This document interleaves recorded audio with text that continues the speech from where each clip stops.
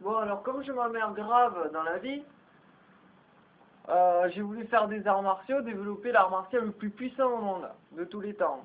Donc ben, j'ai lu tout ce qu'il y avait à lire, et j'ai appris tout ce qu'il y avait à apprendre, pas tout, mais l'essentiel, pour pouvoir construire dessus. C'est ça l'innovation, c'est construire par rapport à ce qui existe déjà, l'innover, c'est-à-dire l'améliorer le système, le rendre moins cher à fabriquer, plus accessible à tous, c'est ça.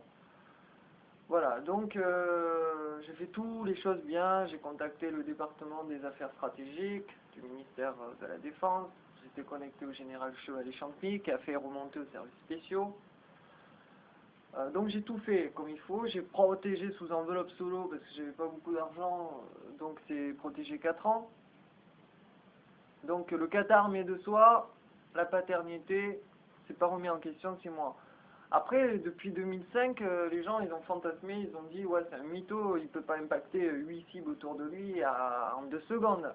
Bon, j'ai attendu vraiment le tout dernier moment, donc de ce que j'appelle la pub marketing Gaïa, c'est respecter le timing, très important, ne pas contacter les journalistes, c'est une fausse solution de facilité, ça fait un pétard mouillé, ça fait pchit.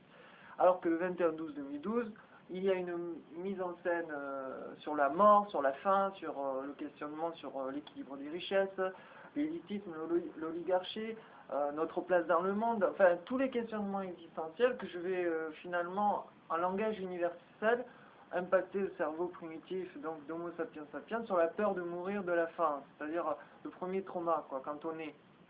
Donc c'est destiné aux 20% qui ont accès à Internet, où ça va faire un méga buzz par rapport aux réseaux sociaux. Donc c'est ça aussi, l'étude de l'art martial Qatar armé de soi implique un renoncement total. Et total, ça ne veut pas dire juste le matériel, la maison, la voiture. Ça veut aussi dire son corps, être prêt à mourir pour défendre le diplomate qui est là pour signer des contrats, pour sauver des millions de vies en très peu de temps, et dont le but ultime est la stabilisation du taux de natalité mondiale grâce à l'enrichissement et à l'éradication de la famine, parce que c'est la misère qui contribue à la surpopulation mondiale. Voilà, donc pour étudier le Qatar armé de soi, il fallait monter un projet comme le projet Gaïa, énergétiquement potentiellement énorme. Voilà, je parle d'énergie et d'énormité, et ça y est, il y a les pompiers ou la police qui arrivent. Voilà, donc voilà, pour prétendre étudier le Qatar armé de soi, il faut faire un don universel, généreux, et le don universel généreux, c'est le sacrifice, donc sacrifier sa vie pour protéger un diplomate entre une balle 9 mm, pour qu'il puisse signer son contrat, et sacrifier sa vie sous caméra, sous forme de télé-réalité 21-12-2012, pour montrer aux 20% de privilégiés qui ne sont pas dans la famine ce que c'est la famine, et pour dire il y a 100 000 morts de faim par jour. C'est le plus grand génocide de tous les temps, organisé, planifié et exécuté par une toute minorité de puissants 1% qui entraîne les 19%, qui sont même pas heureux, qui ont des problèmes de pathologie psychiatrique. Donc, faut arrêter le délire, on arrive en fin de civilisation, on va faire ça bien, pas comme à chaque fois où il y a des massacres, des épurations ethniques ou des guerres, ou des révolutions, oups, c'est déjà commencé. Mais par prendre conscience que, en éradiquant la famine, on peut prétendre changer le monde. Mais mon rôle à moi n'a jamais été d'éradiquer la famine. Mon rôle à moi, c'était de montrer ce que c'était la famine aux 20%. Donc, arriver inévitablement et à l'aboutissement de mon cheminement, qui est un renoncement total de soi pour le message que j'ai à donner. Et avec Internet, Web 4.0, en 2012, il n'y a pas photo, en 28 heures, ça refait le tour de la planète.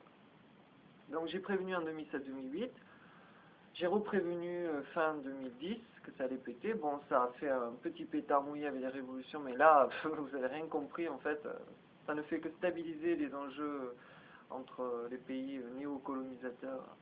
Parce que la France, ils sont rigolos, la DST, les renseignements généraux et la DGSE, ils font tout depuis l'intérieur et depuis l'extérieur pour pouvoir maintenir des Kadhafi au pouvoir et puis quand ça les arrange, soutenir la révolution. Ou de même provoquer la révolution pour dire petit garçon Benjamin, on est avec toi, ton projet c'est le nôtre, mais les simples citoyens du monde, ils ont besoin de temps. Faux, non, c'est les 1% de la population mondiale qui a besoin de temps pour constater que seul le soin et la dépollution permet un business rentable et durable.